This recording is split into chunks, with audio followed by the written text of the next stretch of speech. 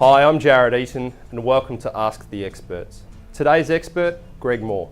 Greg is an experienced taxation advisor with extensive experience in public practice, commerce and academia. Greg is the director of Mawer Consulting, a taxation consulting firm located in Western Australia that provides a range of successful businesses and high net worth individuals with accounting and taxation services and advice. Do you believe property investment is the best way to generate personal wealth? In combination with stocks and cash, certainly. Property is one of the major components.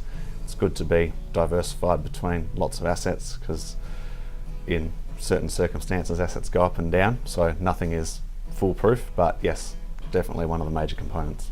In your experience, have medium to long-term property investors been able to make a good return? Yes, they have, Jarrad. On average, property doubles every 7 years, so you can imagine holding a property for 20 or 30 years, the value would appreciate quite a lot. What could be claimed in regards to improvements, maintenance and depreciation? Depending upon what the expenditure is, certain ones can be claimed upfront immediately. So any maintenance or repairs, as long as it's not of a capital nature, can be claimed straight up. Certain assets costing over $300 or improving the structure of the building, we can depreciate over a number of years. So from a property management side of things, are the management fees deductible along with advertising for a prospective tenant with internet marketing, newspaper marketing, signage? Are they all deductible? Yes, Jarrad, all of those things are directly deductible when advertising for tenants because rent is of an income nature, so we can definitely claim those deductions. Is stamp duty deductible? Stamp duty is not deductible. Stamp duty gets caught up in the capital gains side of things. So the stamp duty will increase the cost base, which will reduce the capital gain, which means less tax payable.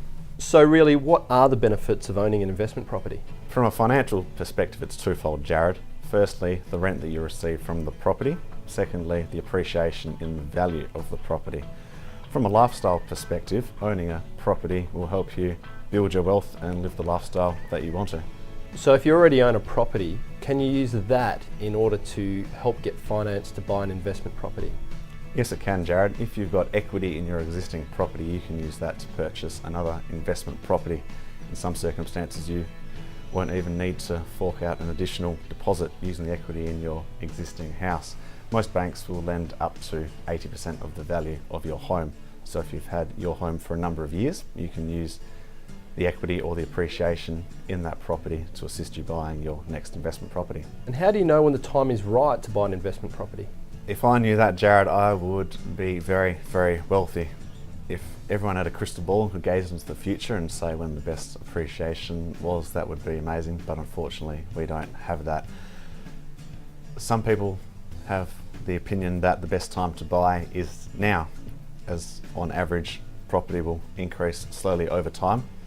So trying to estimate when the best time to buy and time the market for some people may not be the best strategy, so best time is usually now if you can afford it. How can you calculate just how much you can or should spend on an investment property?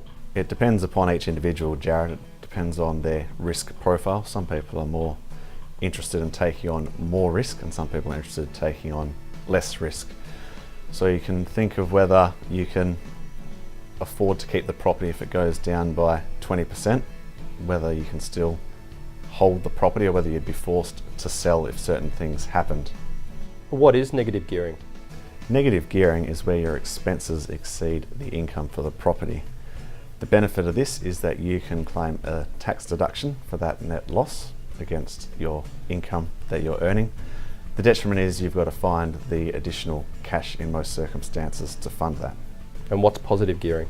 Positive gearing is the other way around, where how much income and rent you receive outweighs your expenses.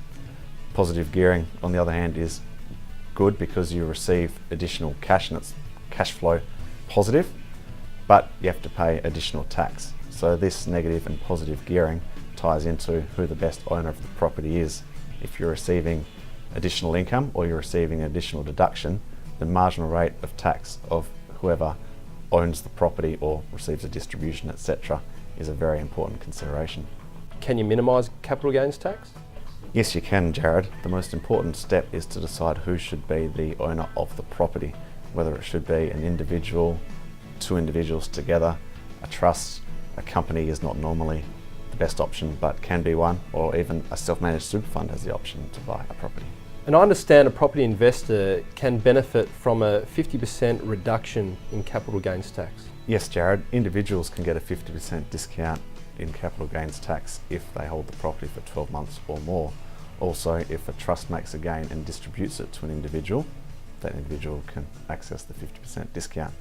Companies are not eligible for the 50% discount, and self-managed super funds get a third discount if the fund is in accumulation mode, so it gets reduced from 15 to 10%. Finally, what are some of the key things a potential property investor needs to be careful about and consider before buying an investment property? Getting expert advice is the most important thing that you need to do, Jarrad. Building a great team around you of people who are experts in their fields and know what they're doing is the most important thing. So we need to have a real estate agent who can advise on the real estate side of things, a conveyancer to help you with the settlement, perhaps a lawyer, a banker to help you with your financing needs, and an accountant or taxation advisor to assist you with your taxation side of things. The most important thing from a taxation perspective is to choose the correct owner. This could save you significant amounts in capital gains tax over the long term and could be better for you than negotiating hard on the property or saving a few points on your interest rate. Well, Greg, thanks very much for joining us on this episode of Ask the Experts. If you're needing any taxation or accountancy advice, feel free to contact Greg direct. And thank you for joining us on this episode of Ask the Experts with Jarrad Eaton.